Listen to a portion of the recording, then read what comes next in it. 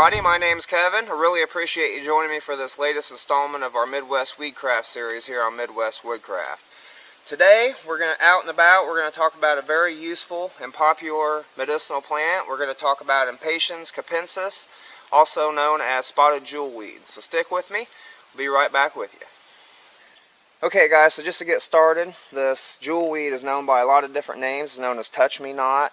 It's known as common spotted jewelweed, common jewelweed, orange spotted jewelweed, orange jewelweed, Impatiens capensis, a lot of different names for this. There's also another variety that a lot of times you'll find growing right next to it. It's not always the case, but there's this yellow variety. It's called Impatiens padilla, or pale jewelweed. Jewelweed is an annual plant native to North America, and it does prefer more moist, shady areas. It will tolerate some sun, but it doesn't like real direct, intense sunlight.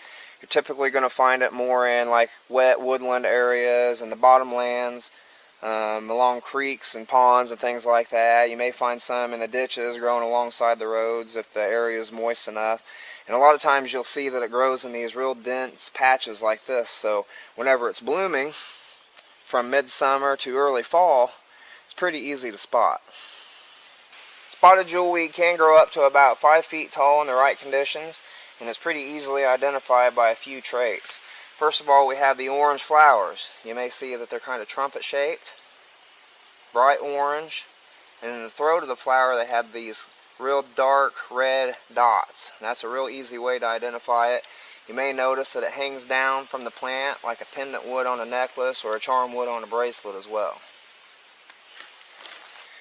It can also be identified by these kind of oval-shaped, toothy leaves. You may be able to see the teeth on the edge of the leaf here. Also, another neat characteristic, you may be able to see the shimmering effect here from the morning dew on the leaves. A lot of people say that's where this plant gets its name, jewelweed, because you may be able to see whenever you shake the plant, the water drops just run right off of it.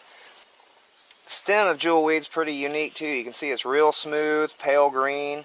Has all these like little joints on here up and down the stem. These little nodules, for lack of a better word.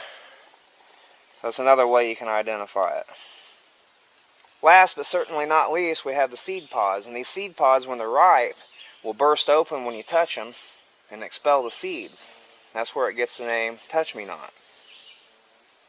I have read a lot of varying accounts about the edibility of jewelweed. Some people say no, some people say yes. A lot of people say that they kind of snack on the flowers when they're going through the trails.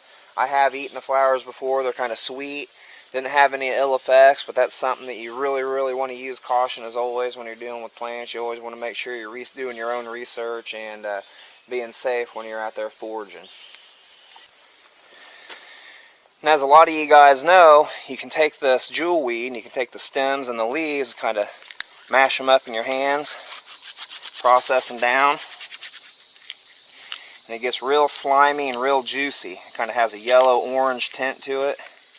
That's the good stuff. That's what you want. That's what counteracts the oils in poison ivy and other plants that cause the rashes. You can see it's kind of a nasty mess. It's real slimy, real juicy. I mean, you can almost squeeze the juice out of there, but it makes a really good topical poultice that way. It's been used that way. It's been used over the years in salves and balms, soaps and lotions and infusions to treat everything from bug bites, stings, and dermatitis to ringworm, eczema, sores, cuts and burns. Been used in the past to treat warts, bruises, sprains, all sorts of things. So if you have any skin ailments and you're out and about, you see some jewelweed, don't be afraid to use it, guys. It works really well. I've used it myself on stinging nettles. I personally am lucky. I don't get poison ivy. I can roll around in it and don't get it, but I do get into the nettles from time to time, and I do know jewelweed works really well for that. So always kind of keep your eyes open, guys. You never know what's out there. Thanks so much for coming along, guys. I really appreciate it. I hope you enjoyed our little stroll through the weed patch. If you're ever out and about and find yourself in an itchy situation, I hope you can find your own patch of jewelweed, and I hope it helps you out. If you like what you see here, click like, hit subscribe, leave us a comment down below. We always really love hearing what you have to say. I'm Kevin. Thanks for watching. Hope to see you in the woods real soon.